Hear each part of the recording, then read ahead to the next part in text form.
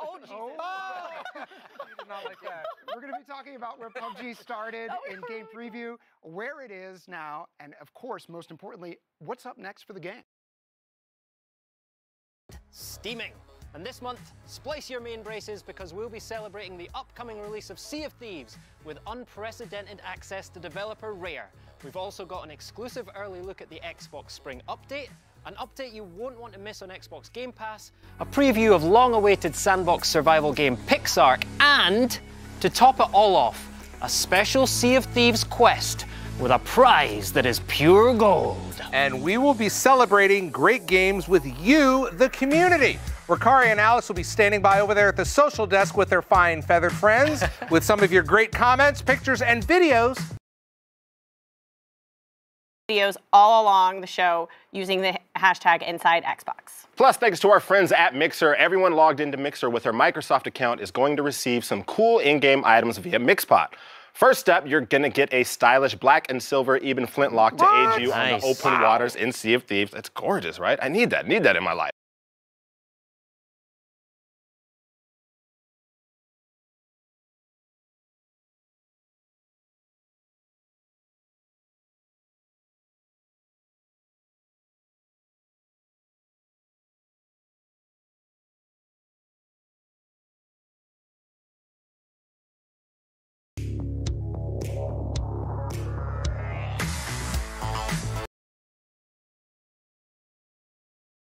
Original and the remastered, about halfway on each. Does that count as one?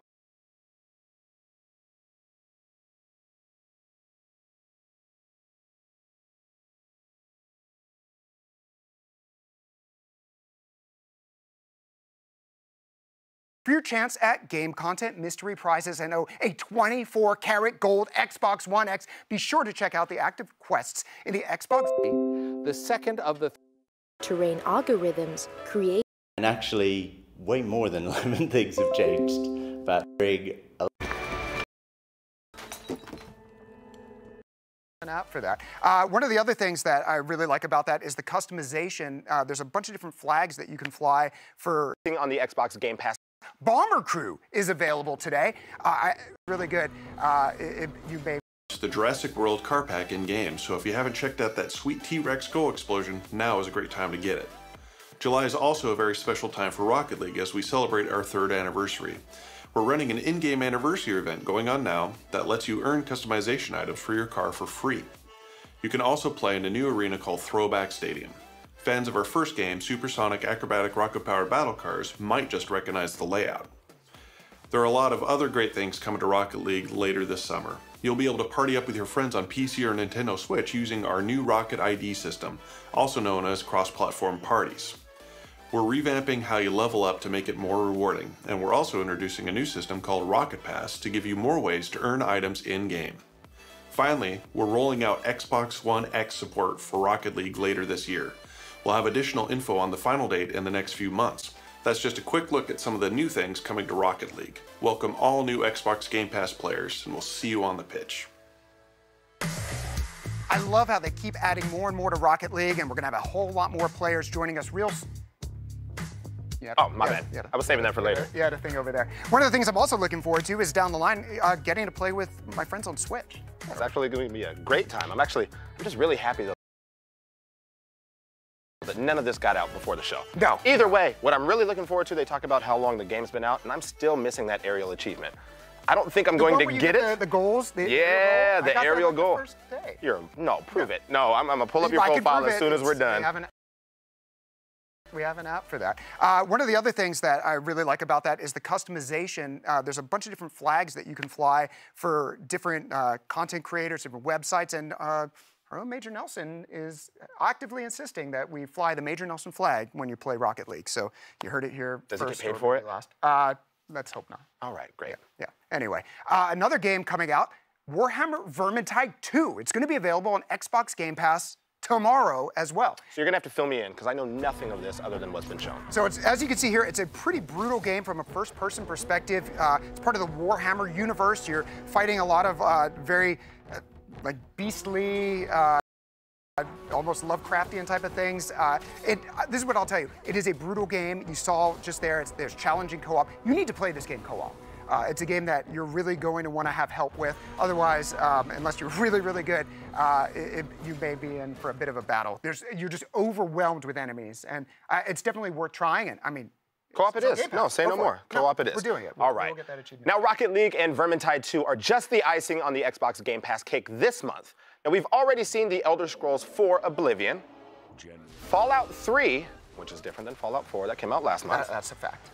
Dirt 4, Zombie Army Trilogy. I've actually had a ton of fun in that game, believe it or not.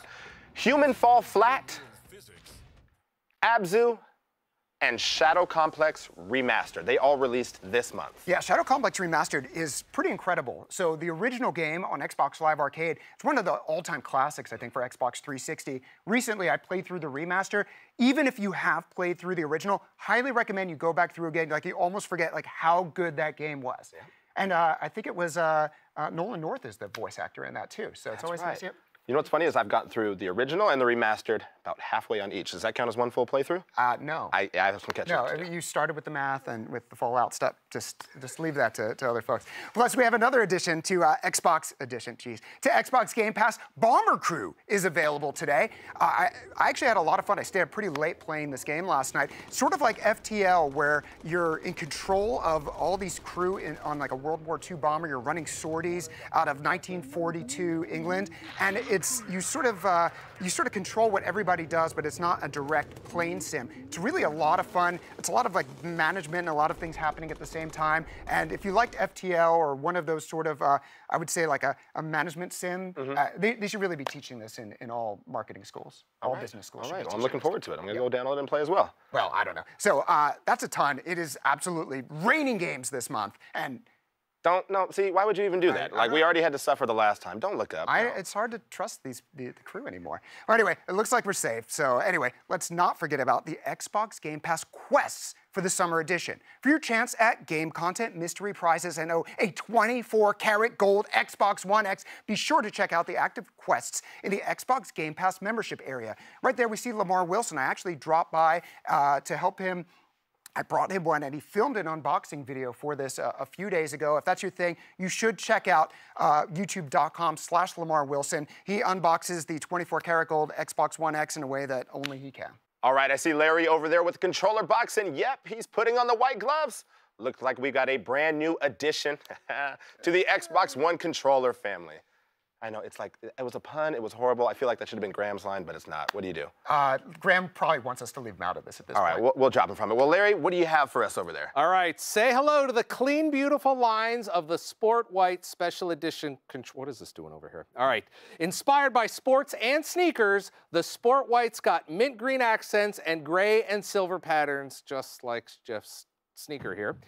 You're definitely gonna want to get one of these guys. Take a look at this. It's got rubberized grips to combat those sweaty-handed matches of PUBG, so you can avoid a heartbreaking slip when you're closing in on your chicken dinner. In select regions, the Sport White will also come with 14-day trials for Xbox Live Gold and Xbox Game Pass. You can snag this beauty at the Microsoft Store and other retailers beginning July 31st in the US and Canada, and then worldwide on August 7th. Beautiful. Coming up next, Alex and Jeff will sit down with Guillaume Provost from Compulsion Games to talk about the evolution of We Happy Few, and we'll introduce you to Sally, the second of the 3 playable characters. Never has joy been so disturbing. I can't wait. But first, No Man's Sky launches on Xbox One July 24th. So what better time to get up to speed on what to expect from this gorgeous multiplayer exploration and survival game. Take a look.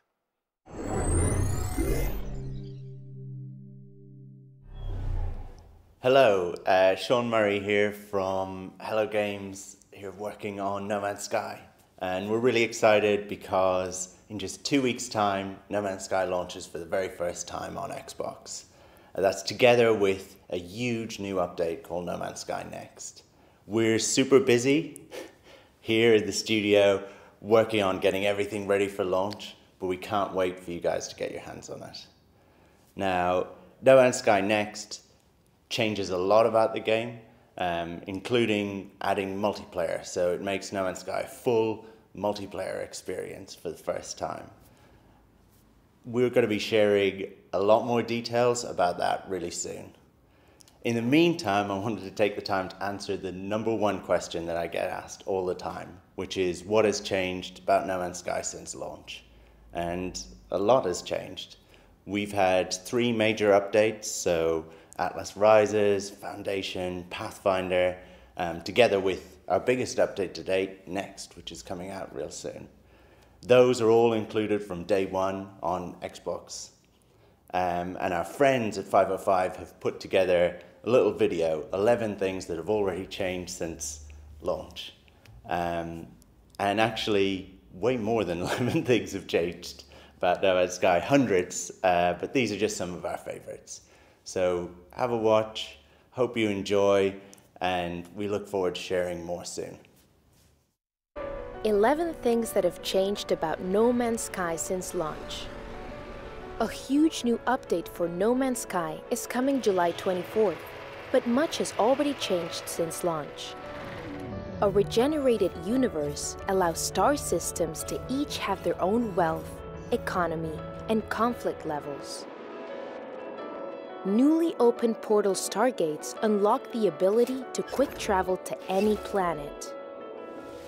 New biomes and revisions to terrain algorithms create more aesthetically interesting planets. 3 exocraft types, each with their own strengths, allow for advanced planetary navigation. Choose how to explore the infinite. Take on a challenge in survival or permadeath, or chill in creative mode. Base building allows colonies on home planets, cultivating biome-specific crops and hiring alien recruits.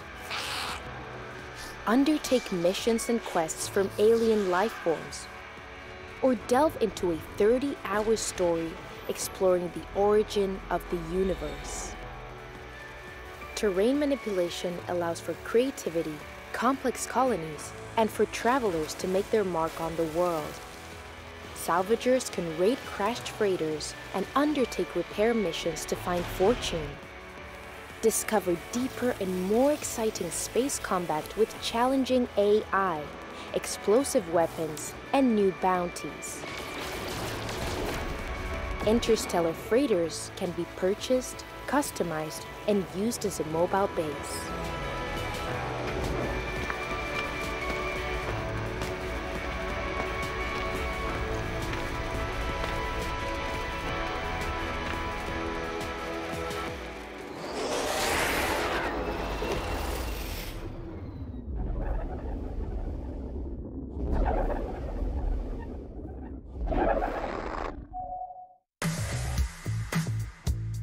Can't wait for that. Just 2 more weeks till No Man's Sky. Let's rewind it back a little bit now. 1 month ago today at E3, I can't believe that was a month ago already, the team at Compulsion Games revealed a full-blown story mode coming to We Happy Few.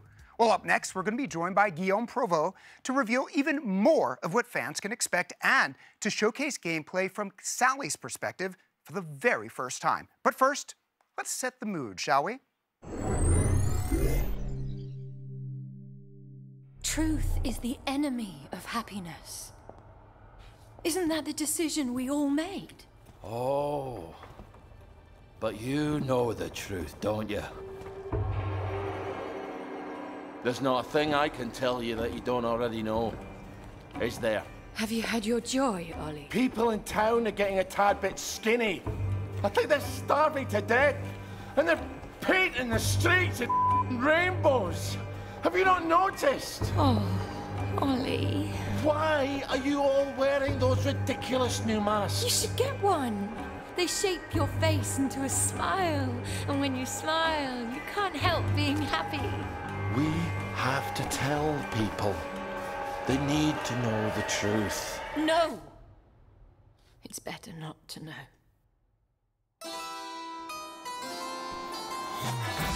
Wakey, everybody.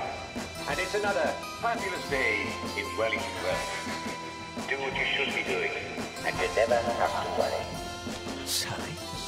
Arthur, we're practically the only 2 people in this entire city not stoned out of our minds on joy. It's not a lovely day for it. It's a terrible day for it.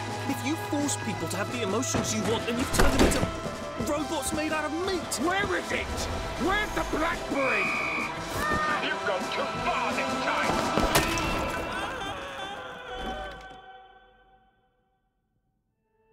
People won't face facts. Not until we take their joy.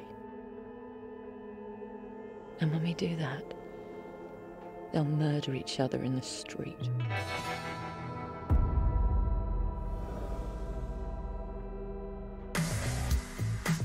Coming up next, we bring you a wonderful story from the Xbox Live Creators Program. For all those people that ask, how do I get into the games industry? Well, we hope the story of Matt Jensen and MASH Games will inspire you. And now, it's time for the interview I've been waiting for since at E3 about a month ago. We said, hey, we've got to do some more stuff. We've got We Happy Few coming up, and now we've got Guillaume Provost right here on stage. Thank you so much for coming in all the way from Quebec. You're here from Compulsion Games. That's right. Happy to be here. All right.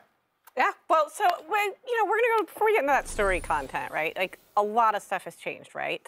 Like, can we talk about what has changed and from when the game was in preview to what the team has been working on for the last year? Right, so 2 years ago at E3, we showed the story mode for the first time, the first 5 minutes of the game, to kind of give a teaser about what we were working behind the scenes.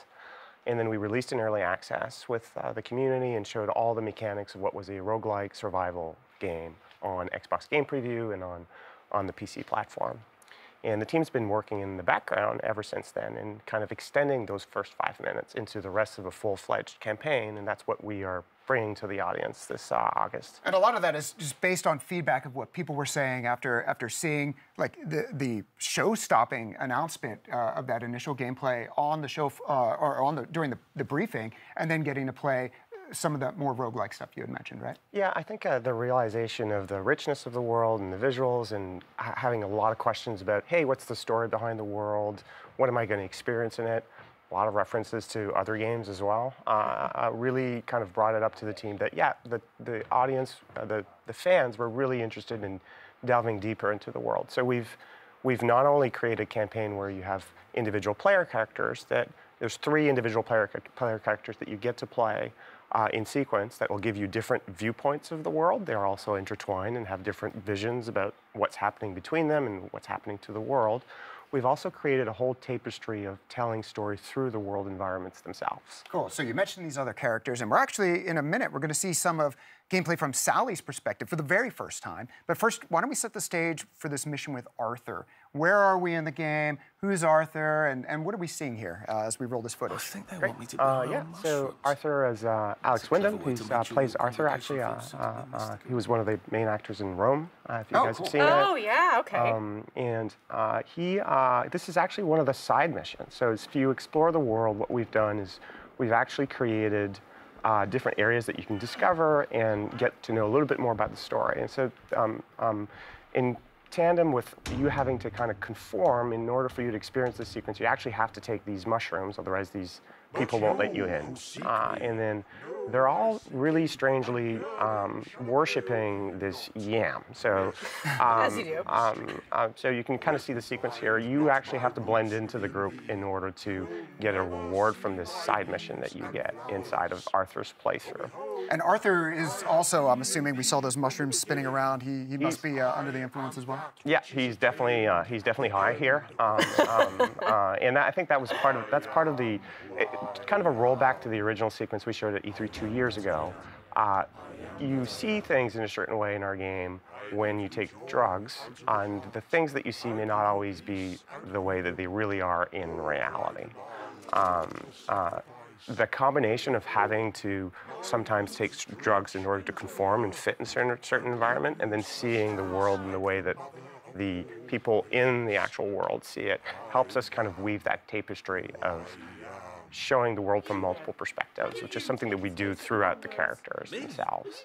Where would you say we're at in the game here? So this area is actually, it's in the beginning areas of the game. So this would happen probably within 3 to 4 hours of gameplay, typically. Wow. And again, it's an area that you only discover if you go out and actually seek it out. So one of the big things that we tried to build into the world was, the world is still procedurally generated. There's sequences that are scripted and that help you really kind of understand a controlled narrative experience, but there's also these really cool places that you go to and you see these characters that are actually going to help spell a little bit more lore about the world and teach you about how the people within the world react and what makes them tick. So this area is in the Garden District, which is where the people who are off the main drug called Joy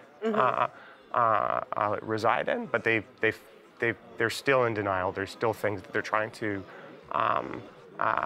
forget. And in this instance, they're taking a different drug called mushrooms. And so I think we can assume that this yam is probably not actually a floating tuber.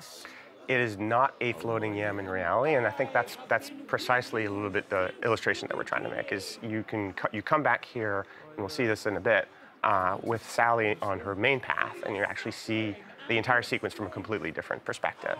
All right, and we're actually going to see that here in just a second. So, in Sally's point of view, the experience is obviously different, and how does that change for her versus Arthur's path? Well, in a number of ways. So one, Sally is a character that's not as strong as Arthur, so she tends to resolve problems in very different ways. She's also well known to the population of the city, so depending on the different areas that you are, your character will get recognized, and players will react completely differently to you because they either know you or they're familiar with her. Sally's a very famous character in the city, actually. She's got posters everywhere advertising about her. What is she famous for? Can you say? I can't spoil it. Let's not spoil the game here. I can't spoil it just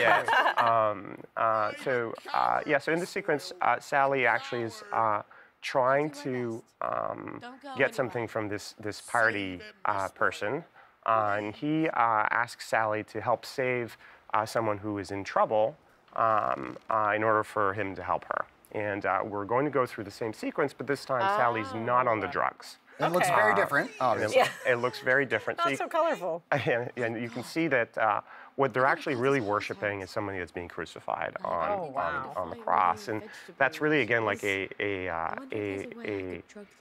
reflection of a lot of the elements that we've put into the game about people refusing to see reality for what it is, and sometimes doing crazy stuff without realizing that they're doing crazy stuff. So her gameplay is very different. You can see she's a bit more of a stealthy, sneaky person in the group, and she's going to use, as a persona, Sally is very crafty at manipulating and making drugs. She's a pharmacist in the world.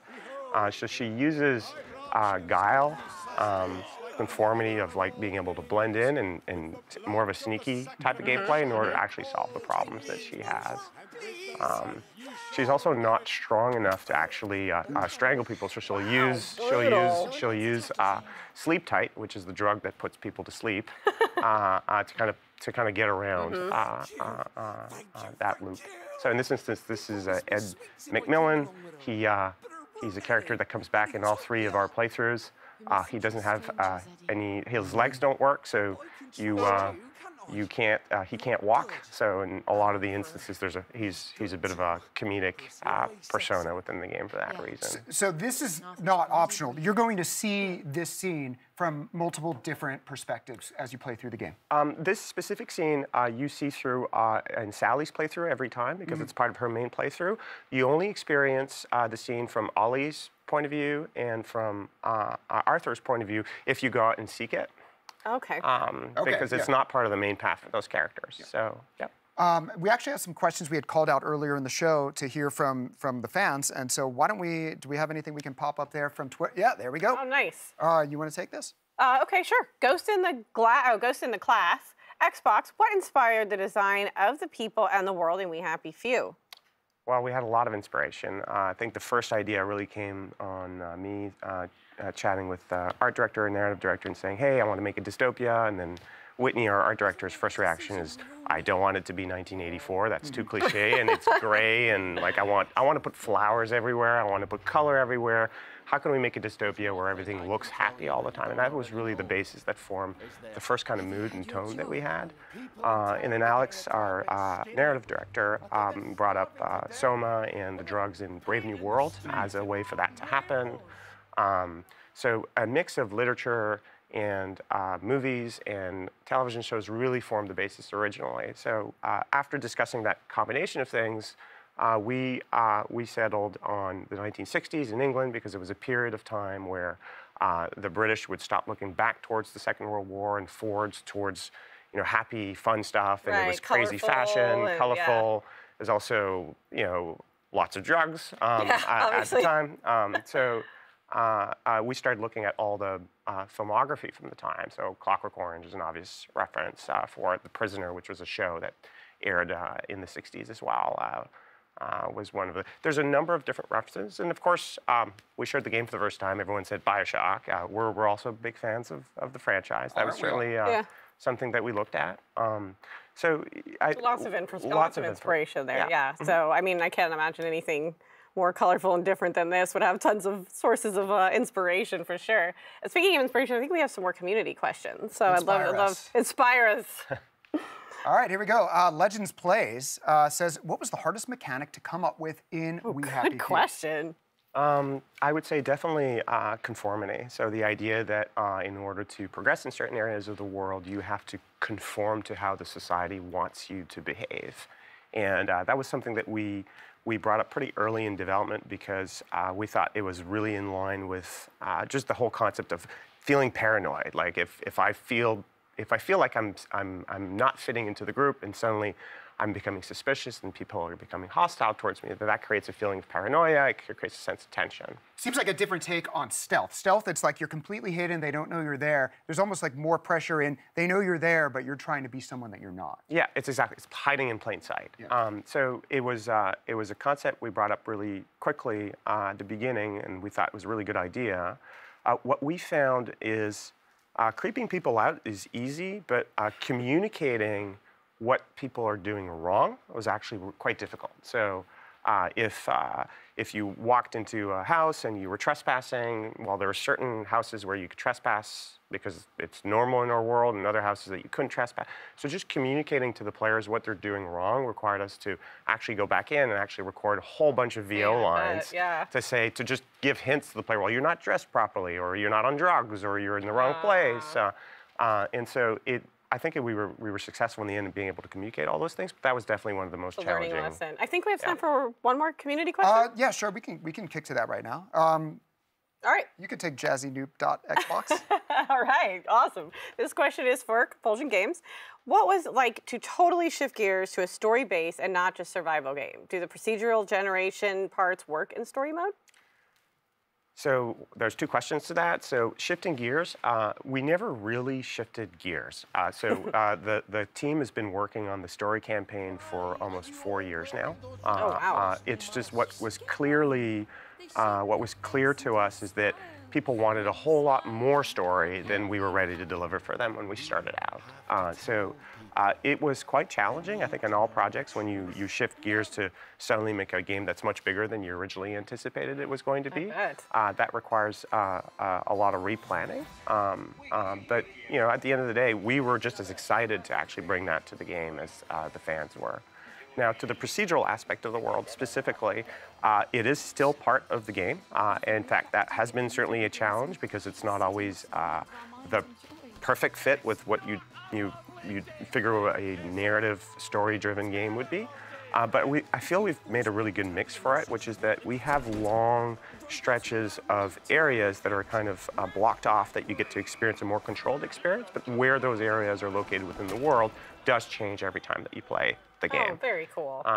So we're running tight on time. I just wanted to bring up one thing you had told me backstage. If the voice of Sally sounds familiar, why might that be? Oh, yes. Well, Sally is played by Charlotte Hope, who was in Game of Thrones. Actually, most of our cast is from England. It's one of the things that we tried casting some actors in Canada. I said, can you do a British accent when we were tight on budget and didn't have a lot of money? And then what we realized is some of the actors can do British accents quite convincingly, but they can't. It's very difficult to have a convincing performance at the same time. So we took the decision early on to say, hey, it's set in England. We'll have actors from England who will tell us it's sweets and not candy and help us not make mistakes in the scripts. And we've recorded 300,000 words of dialogue with actors in England remotely. And I thought it couldn't be done, but our narrative director is quite prolific at casting and directing, so. That's great, and I think it really goes a long way to really setting the scene of 1960s England. Guillaume, thank you so much for joining us all the way from Quebec.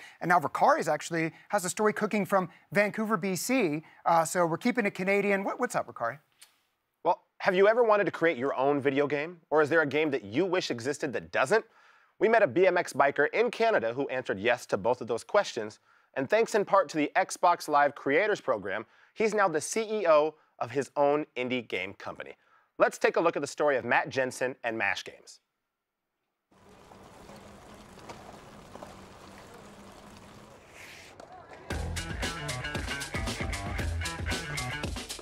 Matt Jensen grew up on the outskirts of Vancouver, British Columbia.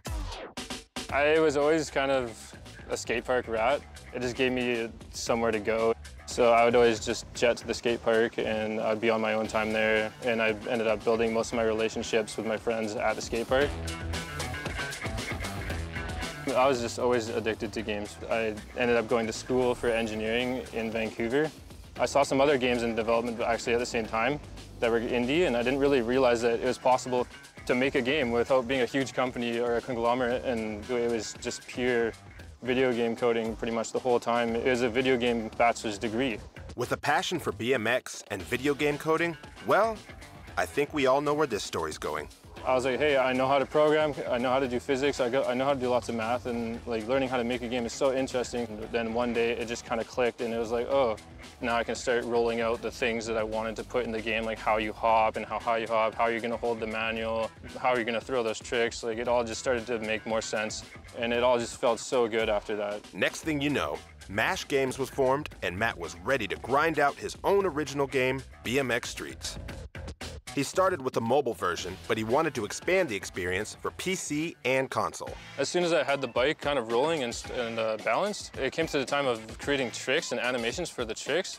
That first time that I spent so long figuring out how to make the bar spin animation play at the right time, it felt just like how when I was going through learning how to do a bar spin on my bike in real life.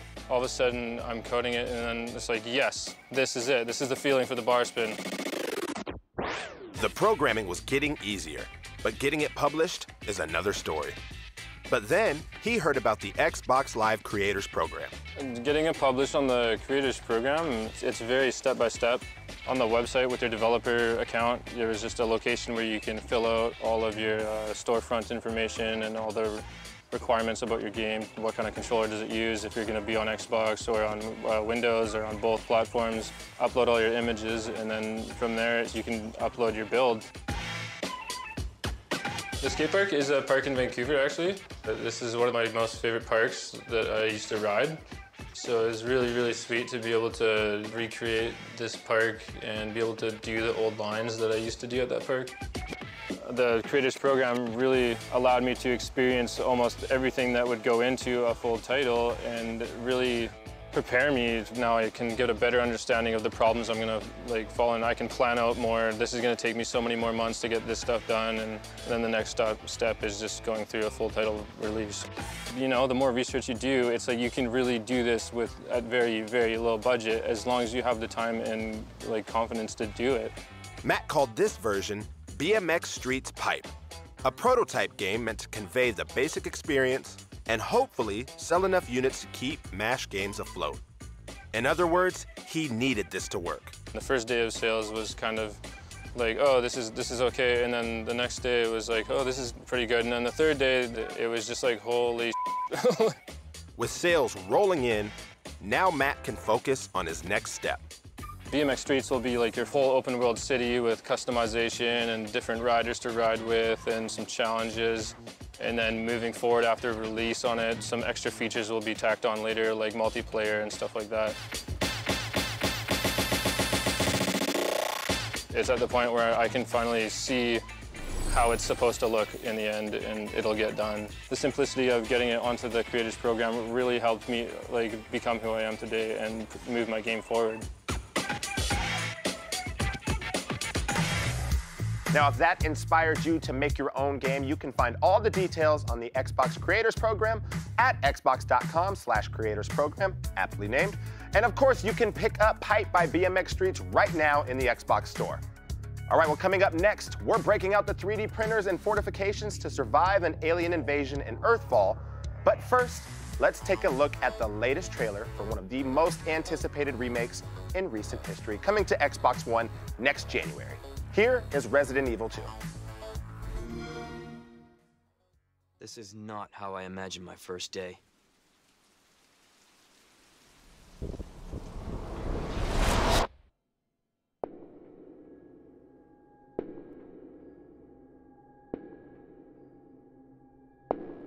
Due to the citywide outbreak, you are advised to take shelter at the Raccoon City Police Station. Free food and medical supplies will be provided to everyone in need. Something's not right.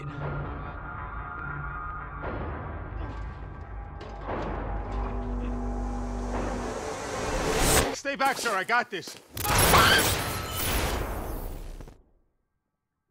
What the?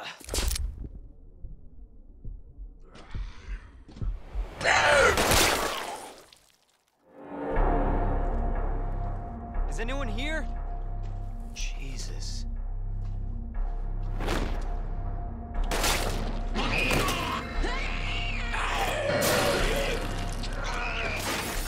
They're everywhere.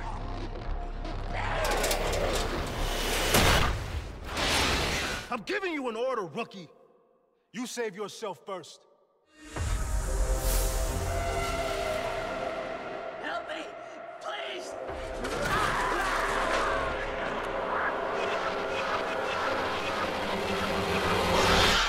What in God's name?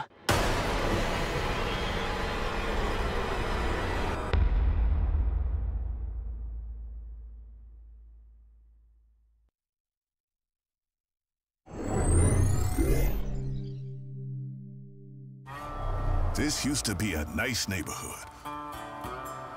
Wash the car on a Sunday, green space for the kids. Then he turned up. And then. But this is still our home, and we will resist. Now, surviving an alien invasion requires some core skills. Preparation. Fail to prepare.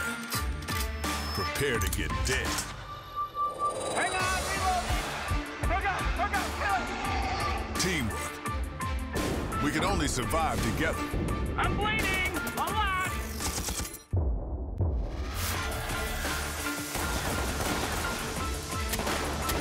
Improvisation. Guys, there's a printer here! Weapons are in short supply, but we can print our own. Fortification. Barricade in place. Damn, I love turrets. And strategically deployed.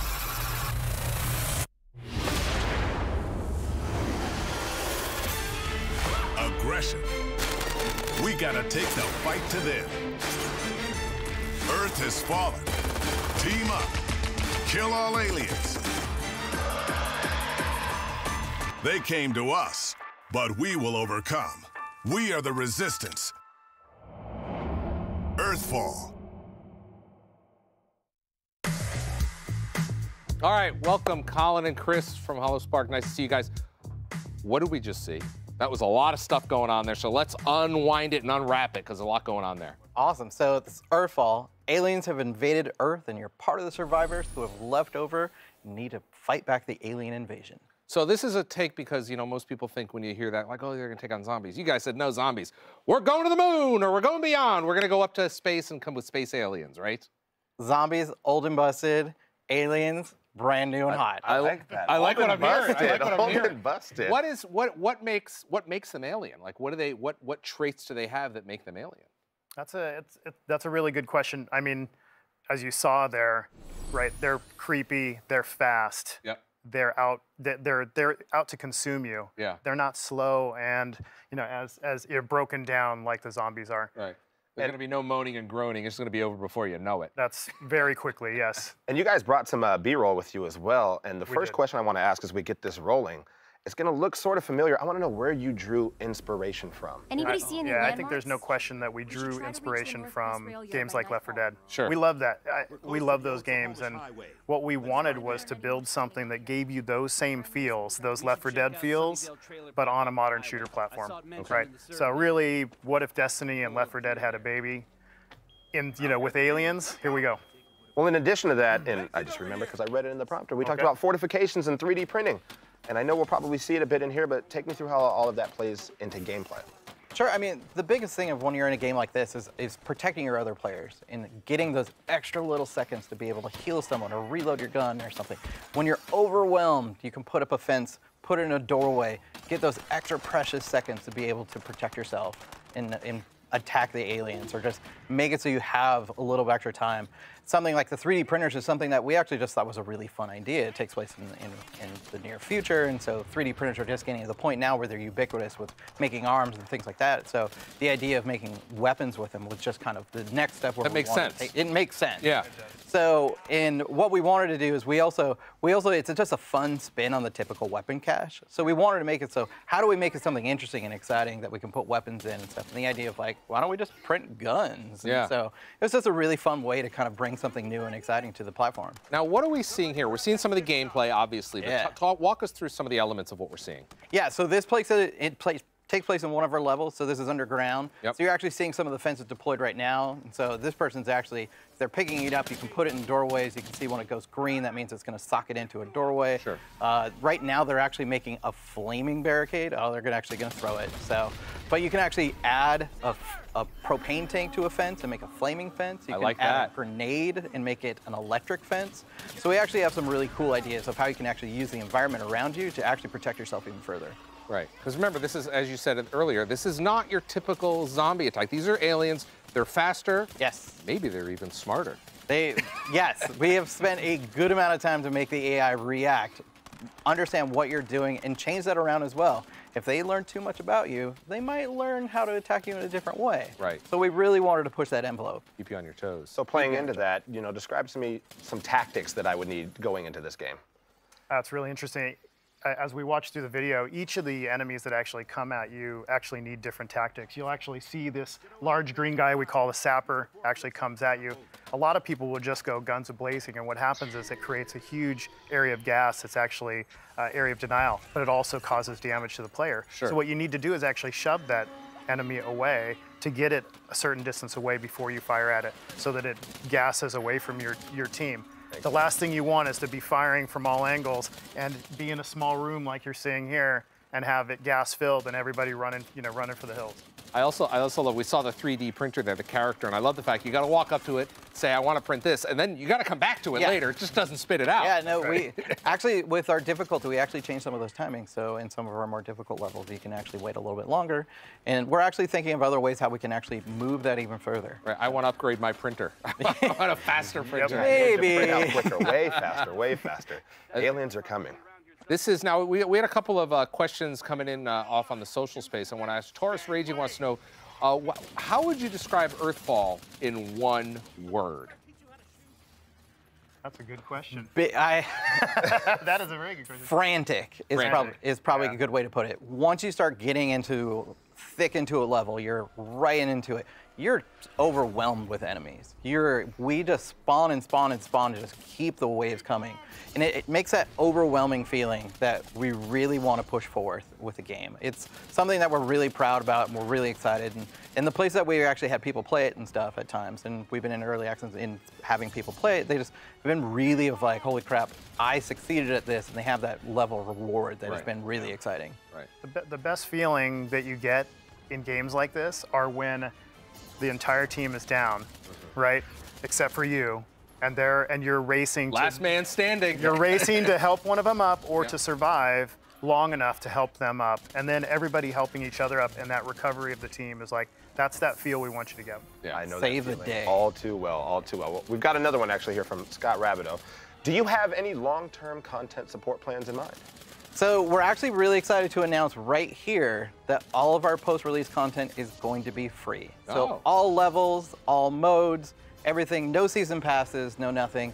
You buy it today, or not today, you buy it on Friday when the game comes out, you get everything for free. And you're all in, you don't have to worry about anything. No, nothing. We will have cosmetic upgrades that people can purchase, sure, but we want to make it so if you buy the game today, you can participate with your friends for the next however long we keep the game afloat.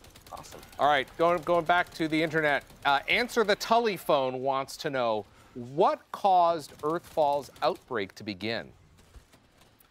It's actually not an outbreak. Okay. It actually, and we think outbreak, we think zombies, yeah, right? of course. So is it an invasion? It is a bit of an invasion. Okay. And actually, I don't want to tell the whole story because we Okay. want that to unfold. We you know, there's some storytelling in the game as well.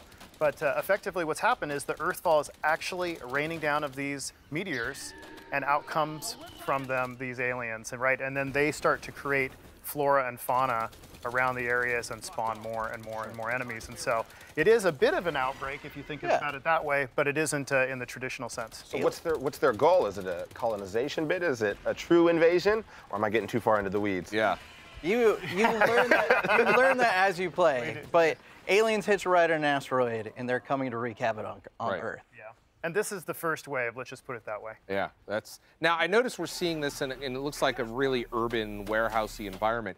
What are some of the other environments we can expect to see in the game? Our backyard, actually. So really? we're based out of here in Bellevue, so just down the street. Yep. We actually, we took a lot of trips out to Issaquah and like Cougar Mountain and places like that, and did a lot of like photo reconnaissance. And So for those of you who don't know, Issaquah is a little bit east of Seattle. Here, yeah. It can be very suburban, and it can be very rural. Very rural, very Pacific Northwest Yeah. is a very good way to put it. Yeah. So a lot of trees, a lot of outdoor places, campgroundy kind of A lot of rain? places.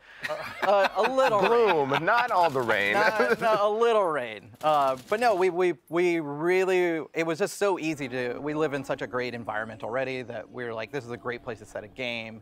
And so going on a couple trips, we thought this would be a great look for what we want to do. Yeah.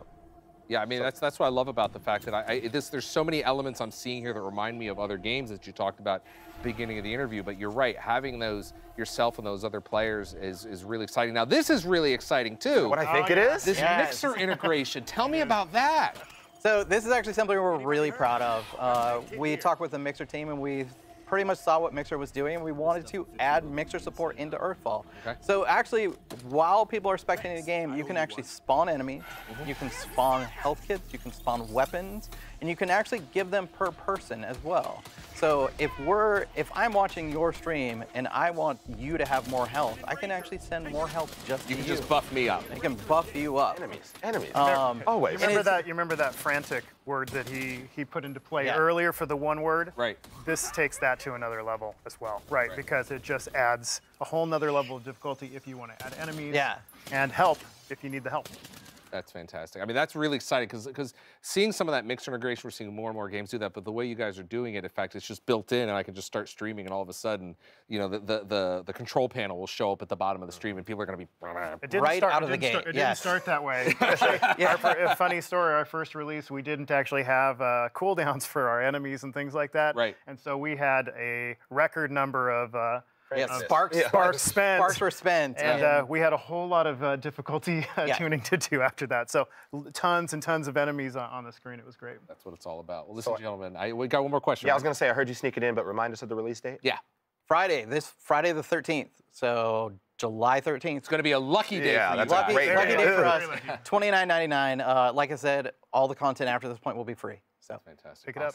Thank you, gentlemen. Yeah. Thanks for having us. Thanks to everyone who has been sending in comments and questions using the hashtag InsideXbox. We've picked a handful of you, and if you're seeing your name on the screen right now, guess what? You got a year subscription to Xbox Game Pass. Check your DMs for there. We've been building up to a special live stream event from our friends at Forza Horizon 4, but first, we're going to dial in Ralph Fulton from Playground Games live from the UK to break down what new reveals and content you can expect from their live stream, which is right after this very show. But first, let's set the stage, shall we?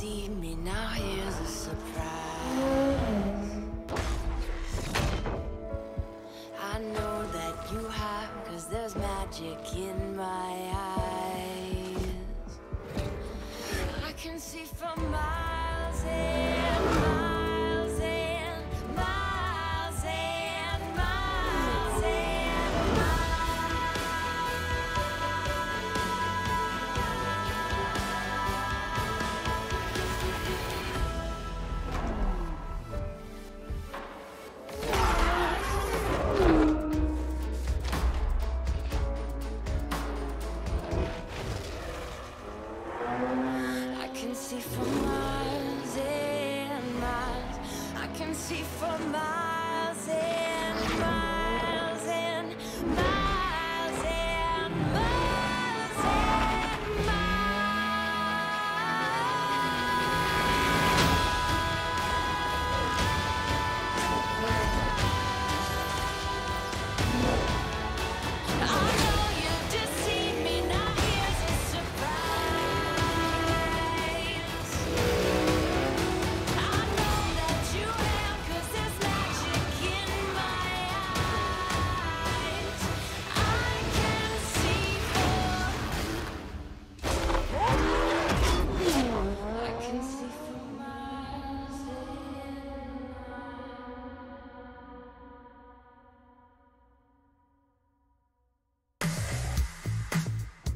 All right, here we are, Ralph. It's good to see you. Nice to have you back, my friend. Hi, Larry. How you doing? I am doing great. Listen, we just saw the trailer that we showed at E3 with the big reveal. That was about a month ago. I want to talk to you about how have things been since E3 for you? Yeah, it has been a month, hasn't it? It's incredible that time has flown like that. I was reminded what an amazing trailer that is as well, just listening to it there. It's been a crazy month for us back in the studio. Obviously, we're on the path towards to closing out this game ahead of our October release date. So we are kind of all guns blazing, finishing and polishing those final bits of the game. But we figured that we had such a great reception at E3. It was such a thrill to announce the game on that big stage and hear from our fans during that week. We felt it was probably time that we gave them some more and we showed them some more of the game. Now, I want to talk about that because it's really interesting. You guys are going to do this huge stream right after this stream. So I'm just looking at the clock right now. In about 6 minutes, we're going to hand the broadcast over to you guys, and you're going to take it away. What are you going to be doing? Because you've got 4 of them, which coincidentally lines up with 4 seasons, right? Yeah, that was a neat thing that we noticed as well. Yeah, you're right. Tonight is the first of 4 live streams that we're doing live from Playground Games here in the UK. We're all set up, ready for that first stream. And yeah, absolutely. Seasons is a huge part of Forza Horizon 4, as we announced at E3, and we're going to be talking more about over the summer. And we are basically setting up each of the 4 streams we'll be doing weekly from now until the end of July, based around a season per stream. We're going to be going into exactly how seasons change everything in terms of the visuals of the world, in terms of the driving experience. We're going to be showing you some gameplay you've never seen before. And we've also got some team members who are going to be sitting in. They're going to be telling us about what they're doing in the game, revealing some new stuff you haven't heard before. And also, we're all going to be answering questions from the community, which is a super exciting part of tonight and every Tuesday stream for the rest of July. So yeah, we're super excited about it. I think we're pretty much ready to go as soon as you generously hand us your viewers at the end of this this show, and we'll see where we get to tonight. Now, Rob, I got to talk to you because normally with a Forza Horizon game, it's all about the cars and the environment, and that's certainly the case with Forza Horizon 4. But we have a new character with the seasons. And I know you're going to go into a lot of this later on in the broadcast, but just to tease viewers a little bit, how big of a part of Forza Horizon 4 are the seasons? Yeah, it's a huge feature. It goes, I think, hand in hand with the location for Forza Horizon 4, which, as you know, is our home country. It's set in beautiful, historic Britain. And as soon as we made that decision, it felt to us that we absolutely had to build seasons, dynamic seasons into the game. And as soon as we knew that we could do seasons, it felt like Britain was the perfect location for the game. They go hand in hand. Britain is a very seasonal location.